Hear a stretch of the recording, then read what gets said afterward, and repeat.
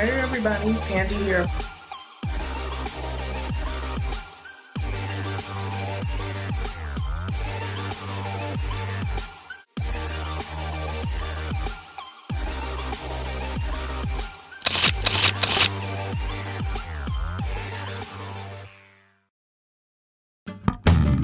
Hello. Hey Pandies peeps. Welcome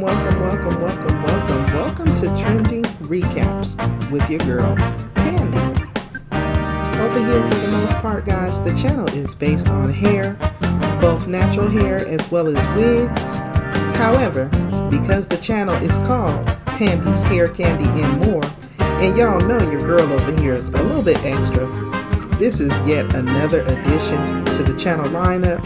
This is my Trending Topics with Pandi segment. So, kick back, relax, grab your snacks and your beverages because we're about to jump off into some things. Okay? Again, thank you so much for taking a moment to click on the video. I greatly appreciate you.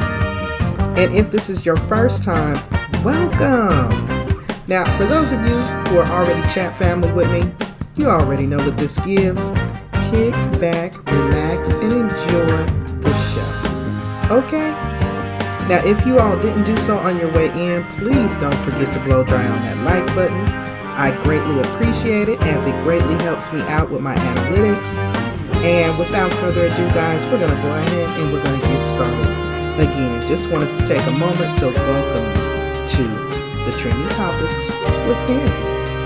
Alright, let's get it. So coming through in entertainment news, y'all, Queen Latifah is tapped to executive produce and star in her own new Netflix film titled End of the Road. Have y'all heard of it? Let me share a little bit about what she got going on, y'all. So, Queen Latifah is taking her talents to Netflix with her latest announcement. According to Deadline, Queen Latifah has signed on as executive producer and lead in the Millicent Shelton-directed Netflix thriller, End of the Road, a film that follows recently widowed Brenda, who, after losing her job, drives her family cross-country to start a new life in the New Mexico desert, cut off from the help they must learn to fight back when they become the targets of a mysterious killer. Now, in addition to Queen Latifah leading the feature film End of the Road, which is also produced by Tracy Edmonds' imprint, Edmonds Entertainment, along with Mark Berg for Twisted Pictures and Brad Kaplan, Latifah and Shaquem Comperi will serve as executive producers on behalf of Flavor Unit Entertainment. That's her company. Now, while there's no official word yet on additional cast members or a potential premiere date, the Girls Trip star can also be seen in the next upcoming Netflix sports drama Hustle with Adam Sandler, as well as the series reboot of The Equalizer for CBS. Okay? So she's also starring in The Equalizer. So Queen Latifah's out here making big money moves, y'all. I just wanted to know if you all was in the know. Drop down in the comments and let me know. What are y'all's thoughts? I, for one, I have always rocked with Latifah. I think if anybody can pull it off, she can. And I'm happy for her because I know she recently lost her mother. So I see her as immersing herself in her work and just, honing in on her craft. And I think that everything she touches is going to be gold because that's pretty much been what it is with Latifah since she pretty much came on the scene. But drop down in the comments below, y'all. Let me know what your thoughts are. Are you familiar? Did y'all know she was coming out starring in and directing her own Netflix movie? And how about The Equalizer? Did y'all know she was starring in that? That is actually scheduled to premiere immediately following the Super Bowl, that first week of February. So I'm looking forward to seeing that as well. I'll probably do a little review on that. So moving right along, guys, let me go ahead and cue up this next story. But drop down in the comments and let me know what's on your mind. Y'all know I love to hear your feedback. Okay, guys, this next story is coming to you from Political News. Coming to you from political news, guys. Now, as we know, over here in the Trending Recaps with Pandi, I usually like to bring you guys the highlights from the viral trending stories that are currently out there ringing true on our local news media outlets. But oftentimes and more, I'm finding that half of this stuff flies by the radar, or either they just don't care to spend the time reporting it, unless you go to some of the bigger outfits like CNN or, Fox News, if you float that way or the other. But what I'm trying to say is, more and more, these stories are only being found on social media platforms such as Twitter, Instagram, Facebook, and of course YouTube. So this next story is no different. Let me share with you guys. It states, Doug Jones' prosecution of KKK church bombers earns him social media endorsements for AG. Now, some are saying, but the real question is, will he prosecute Trump? That's the real question.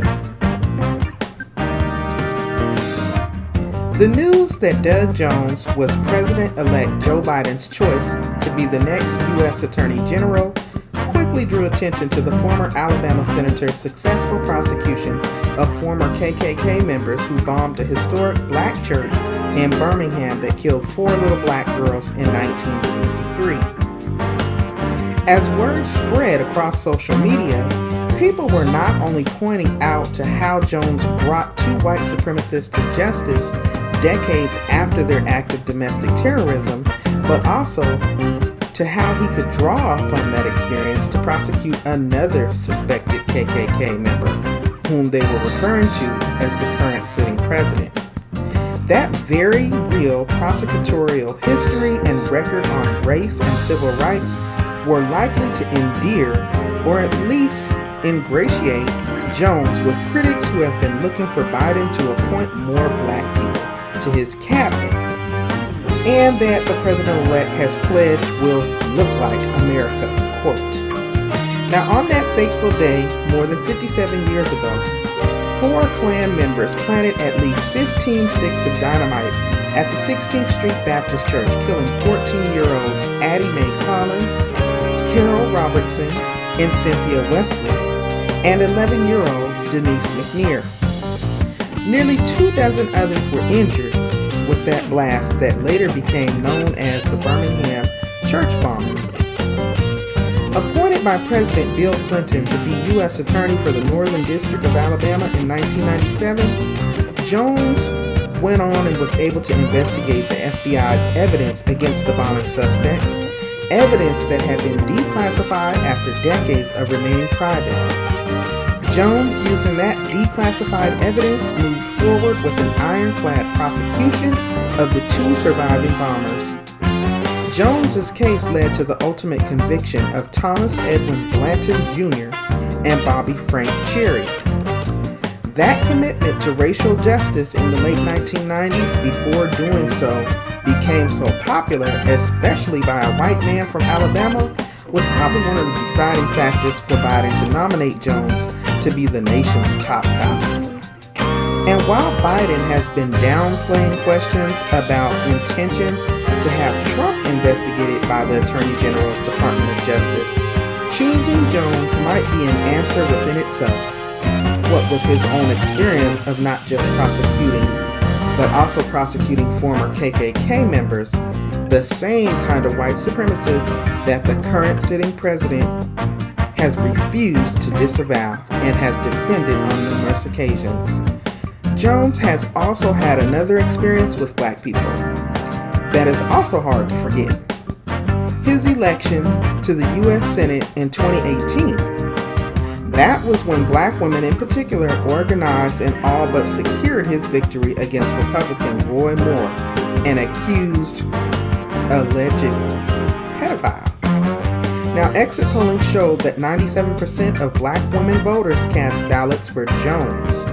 Black men voters were no slouches either, as 92% of them supported Jones. With black women making up nearly 14% of Alabama's population, They accounted for an outsized 18% of all voters. Interesting, guys. Very interesting. So already they are trying this nomination, guys, in social media.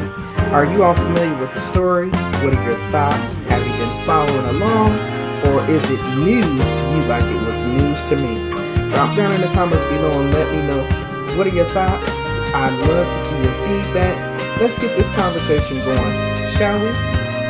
And moving right along, let's get this next story dropped.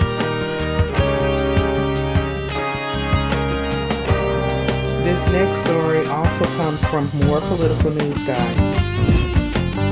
General Lloyd Austin tapped by Biden for Secretary of Defense. If confirmed, he will become the first black person to lead the Pentagon. President-elect Joe Biden has reportedly selected retired General Lloyd Austin to serve as his Secretary of Defense, according to NBC News. If confirmed, the decorated military leader would be the first black person to lead the Pentagon. Austin was also the first black general to command an Army division in combat and the first to oversee an entire theater of operations. Biden penned an essay in The Atlantic on Tuesday, December 8th, explaining his decision to choose Austin for the position.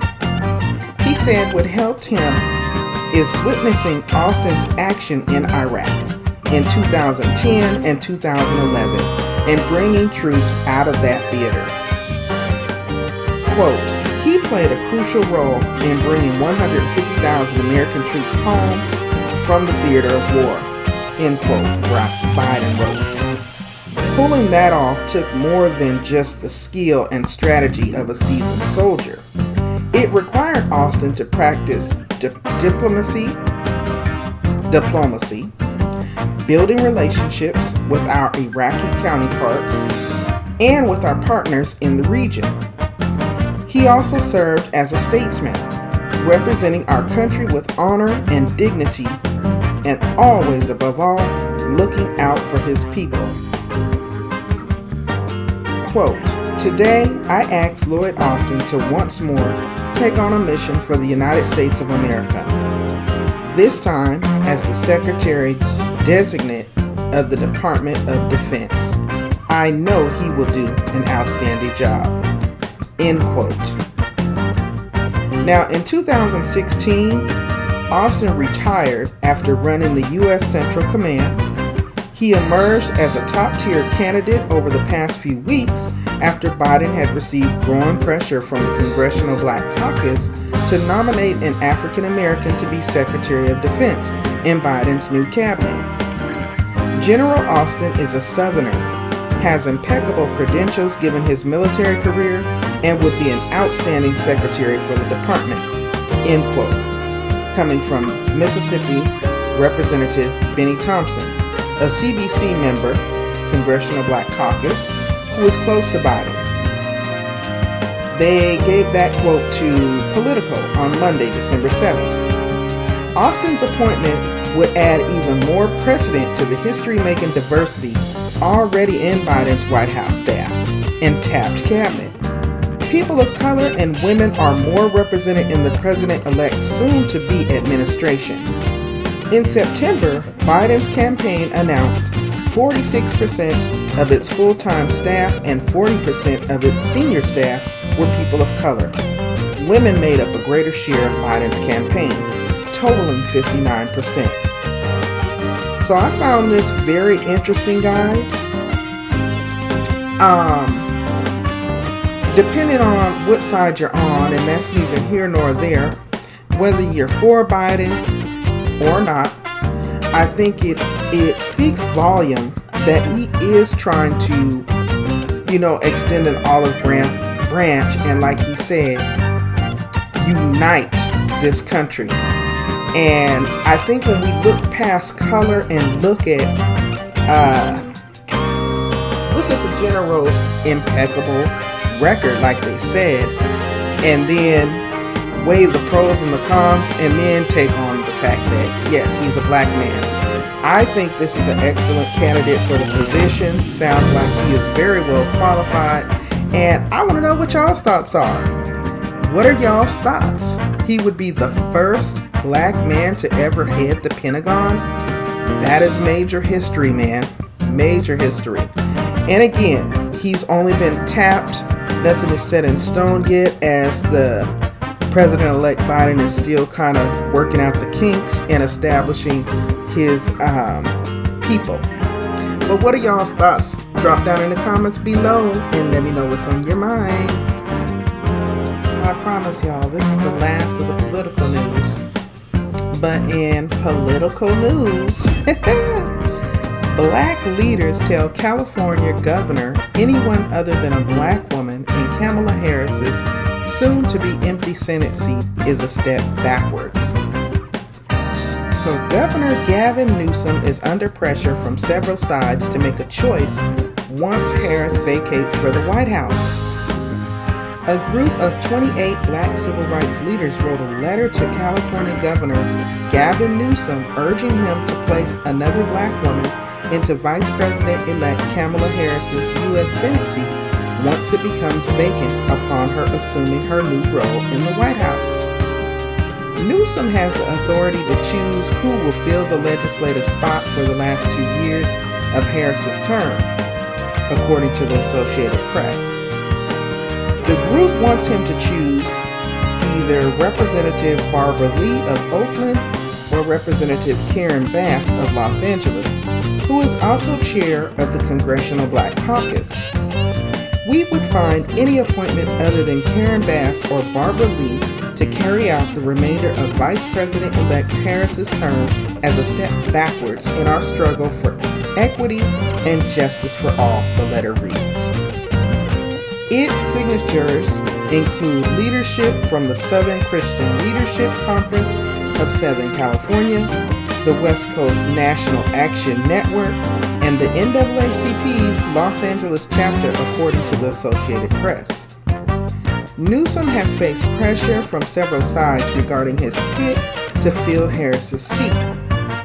Alex Padilla, California Secretary of State, is reportedly a frontrunner for the job and has been an ally of the governor for years. He has also won the endorsements of California's other senator, Dianne Feinstein, the Huffington Post reported. Others, however, want Newsom to think more broadly, encouraging names such as the San Francisco mayor, London Breed, also an African-American woman, Oakland Mayor Libby Schaaf, California Attorney General Xavier Becerra, and Representative Ro Khanna, an Indian American who represents Silicon Valley, as possibilities. This is not something that I wish even on my worst enemy, because you create enemies in this process, you know? Not just friends. And it's a vexing decision. It's a challenging one, Newsom told reporters on Election Day. Nonetheless, these civil rights advocates want to see a black woman leadership remain in that Senate seat. Only 2 senators out of 100 in Congress now are black, and both of them, Senator Cory Booker and Senator Tim Scott, are men. Y'all, this group is not playing with Governor Newsom in California. Drop down in the comments below and let me know what your thoughts are. Are you all familiar with this story and have you been following it? And what are your thoughts? Do we feel like what this California group is stating is true in this case? Do we feel like they are taking a step backwards by allowing Vice President-elect Kamala Harris's seat to be occupied by a man? Or does it necessarily have to be a woman, and in particularly a woman of color? And who says that a man can't be just as qualified, if not more qualified, to do the job? I'd like to know your thoughts. I'd like to hear your feedback, so drop down in the comments below and let me know. Alright, I promise that was it for political stories tonight, guys. Well, Pandy's peeps, it has been real, but this does conclude this edition of Trending Recaps with Pandi. I promise you all I will do much better to try not to stay gone so long. And it is so much happening so quick. It's hard to get back and try to recap it all. But what I can remember, what I do jot down, I definitely like to come through and chop it up with you all and see what's on your minds, get your perspective, and hopefully raise awareness, give you some food for thought, and just give you an opportunity to engage and share and interact in a positive and safe space. Again, I'm Pandi of Pandi's Hair, Candy, and More. I want to thank you so much for spending a little bit of time and supporting this video. If you didn't remember to do so on your way in, please don't forget to hit the like button, or as I like to say, blow dry on my like button. Until next time, guys, stay safe out there, stay encouraged, and I will see you all in the next video. Bye.